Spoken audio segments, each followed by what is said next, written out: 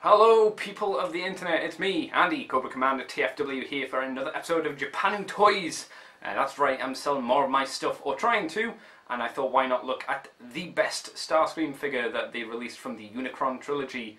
No, not the Supreme one, the much better Voyager sized version called Starscream. He didn't get a fancy Japanese name, he's just still Starscream, not Night Scream, not Flight Scream, just Starscream. So let's have a look at this pretty badass robot without his giant crown, which he got later on in the series. So let's take a look at that guy now. I think we shall. We will. Starscream in his Tetrajet mode, or jet mode, for the Cybertron range, is a lot better in this Voyager scale than he was in Supreme class. He's easier to handle, and I don't know, everything just feels a lot smoother. All the details are a lot better on him than on a much bigger scale. A lot of that stuff, I think, loses out, but in the smaller package, looks a lot better. The colours are pretty good on him, greys and reds. I like the fact that there's a seat in the cockpit for him there. The guns look nice, and of course you can see his head, but that's just a general character design. That's just how he looks, so that's not a big issue for me. It might be for some people, but I think overall this jet is fairly successful. The back is maybe a little bit boring, and the engines on the shoulders are a bit weird, but yeah, I'm fairly happy with the way this guy looks, and he's real clean on the bottom. He's even got little wheels as well. He's a very clean robot, or rather vehicle, I should say. So let's have a look at what the vehicle mode can do. We'll start off with the wing here, and it is worth noting that these parts can move up and down. I assume that this has been done just because of the shape of the wing and how thick this part is, and it's just, hey, if we put it on a joint like this, it can bend up and down instead of it just like snapping off. I can't think it has any other purpose. What else do we have? These guns here, obviously on Supreme, don't on here. Bit of a shame. It's its only downfall, I think, really. We have the wheels on the bottom here, which roll fairly nicely, actually. It's weird that we don't have a landing gear, as you would usually with the jet, but, yo, these wheels make up for the fact, like, he rolls well, you know, for a jet. Jets don't roll. We also have his gun here, which, should we have a look at that now? I mean, yeah, we'll look at this now, because it's a fairly boring gun. It's a very boring gun, actually, if I'm being fair. Let's take the missile out, because then you can have a real good look at how dull this is. It's just a rectangle with a little bit of detail on and two colors. It's super dull. It's super boring. The missile's alright, but this feels more like a weapon that would go with a scout figure than a Voyager. But it fires well, as you can see, as we'll zoom out there. What else can we talk about? Oh, he does have the Cyberplanet Force Chip key, Cybertronian one, which is the boring key. We have the bit in the back here, which you can get to easier if you pull this down, and then you just shove it in the back there. We'll save it for the robot mode, because you can do it in this mode, but it's not quite as effective, I think, as it is. So let's take him to robot mode.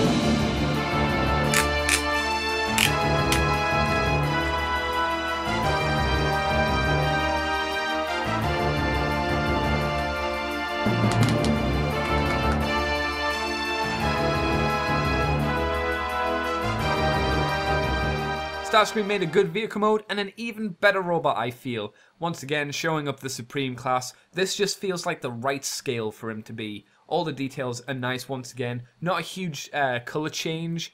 Not a huge amount else revealed. It's all pretty much there. The head was revealed.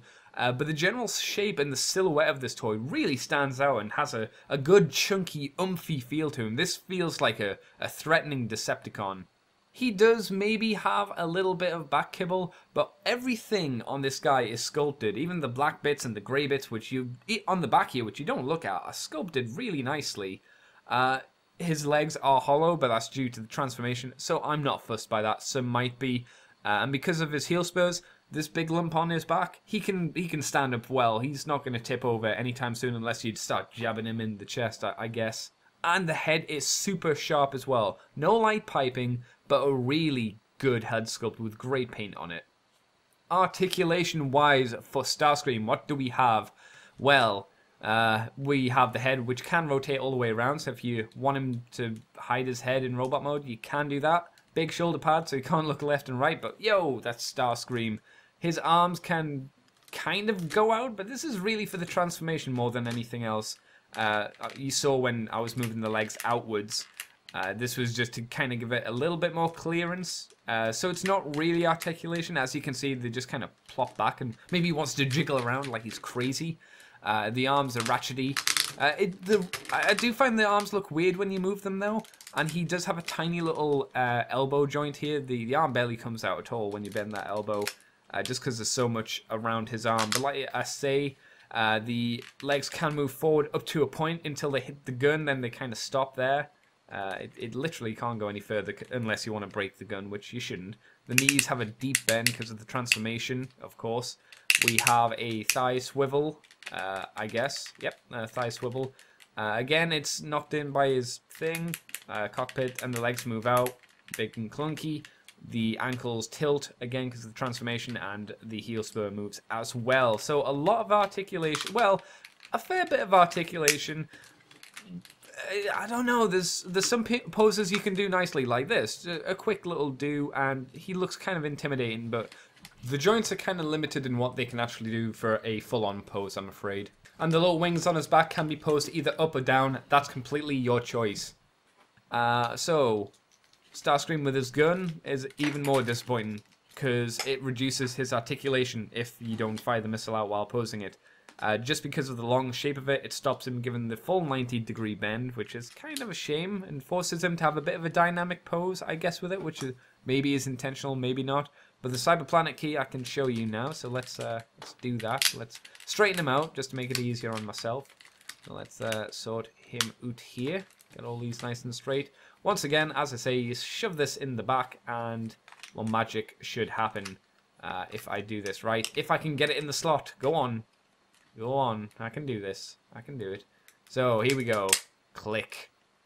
So yeah, on the Supreme, you'd have a blade and a gun. On this, you have the two blades, which, again, I prefer. I think it looks a lot nice having two blades and a blade and a silly gun. And the blades are actually detailed fairly well. They look kind of nice. There are some purple, so they look all energy and whatnot.